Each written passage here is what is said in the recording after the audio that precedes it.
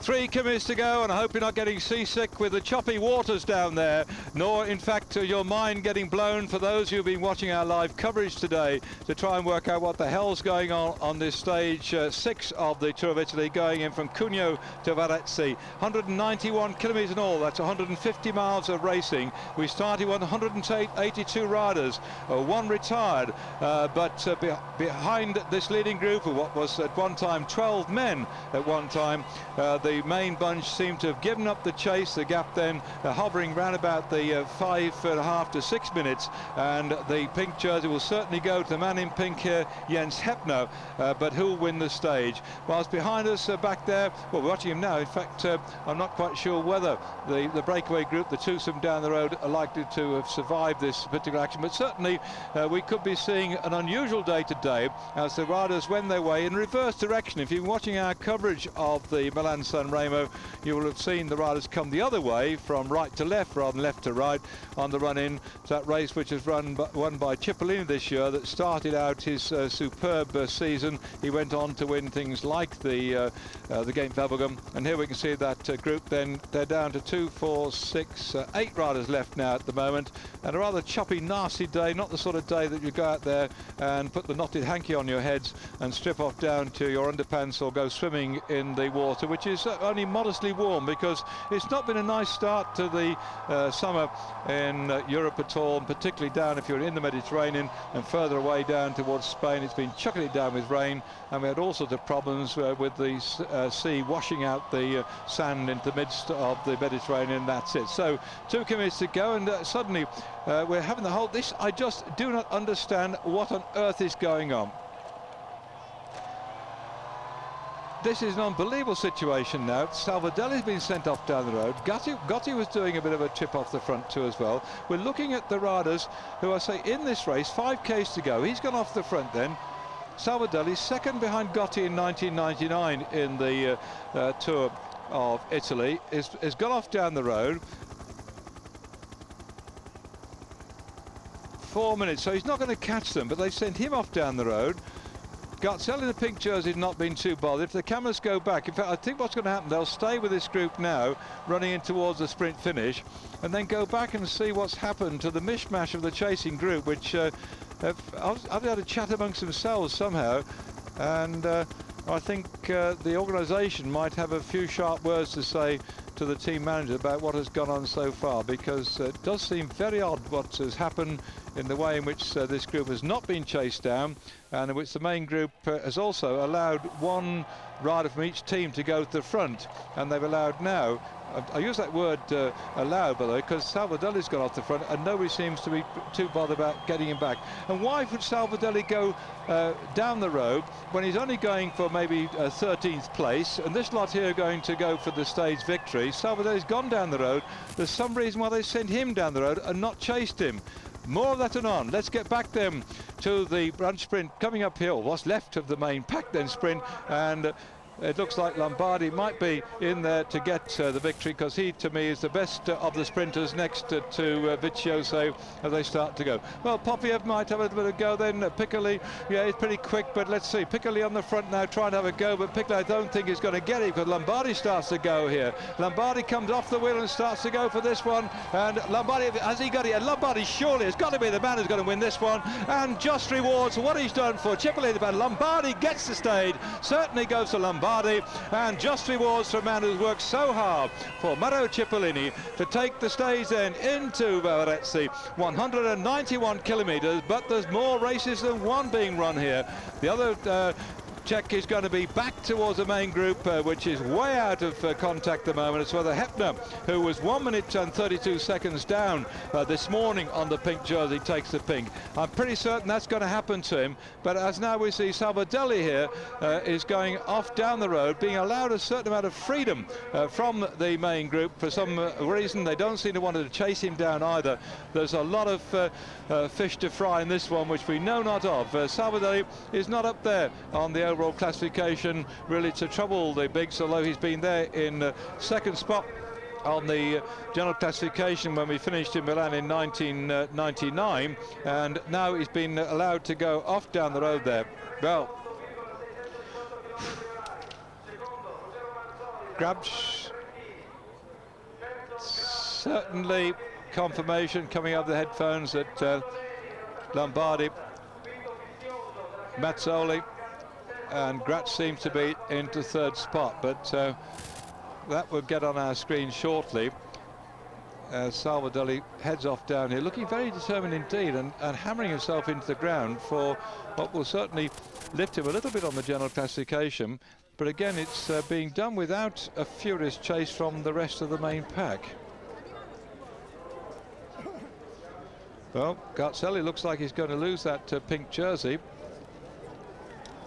to Hepner. I'm just checking here at Salvadelli, 1 minute and 38 seconds down on Garzelli. Let's have another check, because in fact, will he get 1:38 or more on Garzelli, and will he get the gap back to we shall see. Well, Hepner and Garzelli were separated this morning by just some 6 seconds. Well, that's gone now, so Hepner certainly looks like he's going to take the pink jersey. Salvadelli 1:38 down on Garzelli this morning, might well be riding into second spot because none of the other chaps in that breakaway group were in the same bracket as Hepner. So are they letting this man go into second spot, and if so, why? Because there certainly has been no attempt by the main group to close this man down. So Garzelli will not only lose his pink jersey to Hepner at this rate of knots, but Salvadelli could move up into second spot. It's only by quick calculations, by the way, and again it looks like we've got Pantani there. And when do you last see Pantani on a stage like this coming in lying in the top half dozen places? Most of the time he's been swanning around the back with his teammates round about him, just keeping out of trouble and hoping nobody falls off and he loses any more time. But he's up the front at the moment. This is a very interesting stage in inverted commas, because Salvadelli's coming in here and we'll have to check back between him and Garzelli. This has been done for a reason. Honestly, I'm sure of it, and this will be discussed long into the night by everybody connected with the race, that I'm sure.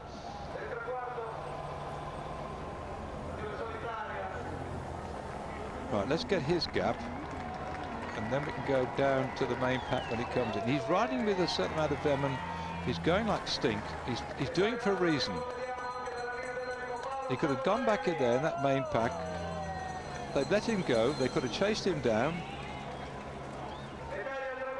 4:20. The gap then to Hepner. So he could be technically moving up into second spot. Looking down the rest of the riders in that breakaway group, I don't. Oh, Popovic was at 5:15. So no, 5:15 this morning. This is getting very complicated, because Popovic was 5:15 down this morning at Hepner at 1:35. So there's going to be something like about 3.5 minutes or something back. So perhaps Popia might move up there also into second place with Salvadelli to third. But the gap back to the group now coming across is just over 5 minutes. So he's only got himself some 40 seconds. And was it worth it, I asked myself. There was a reason for that. We look back down there now as Lombardi starts his charge, and off he goes. And there it is. So 5:05 back to the main group, just confirmed. But this Lombardi, there's no way that they're going to catch him.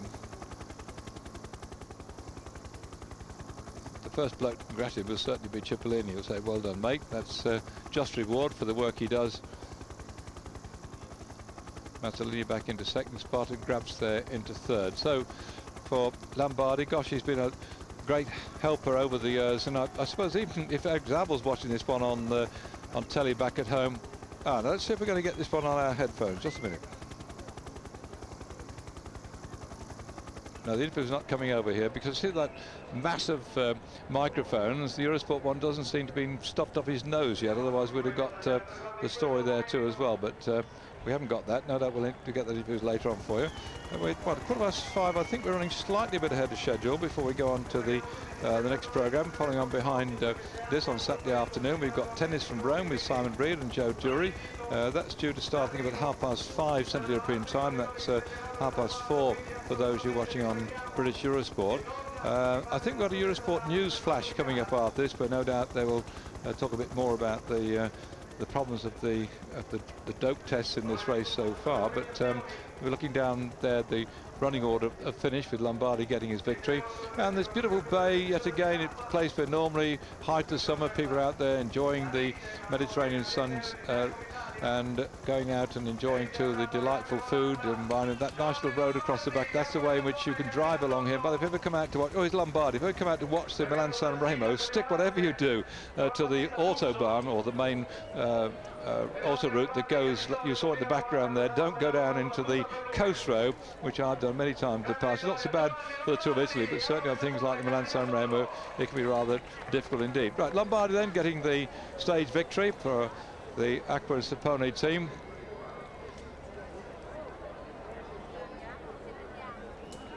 And I'm sure that the first man that's going to come and congratulate him is going to be Cipollini, and a well-deserved. I mean, for this man who works so hard, people like Eric Sabel, the ex-points champion of the world, is Lombardi, and then for Cipollini in recent years to get the stage victory today, well-earned just reward for being out there. They've been out most of the day, by the way. They're probably somewhere about 130 odd kilometres of the race today. Lombardi was with that breakaway group, and they got well over 7, nearly 8 minutes lead at one particular time.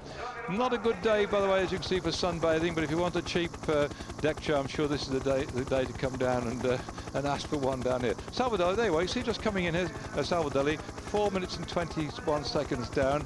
And Calibel, by the way, he's an up-and-coming rider too, was ahead of the rest of that pack. But, well, not a nice day, a stormy day for the Tour of Italy, and a stormy one in the results too, that I'm sure.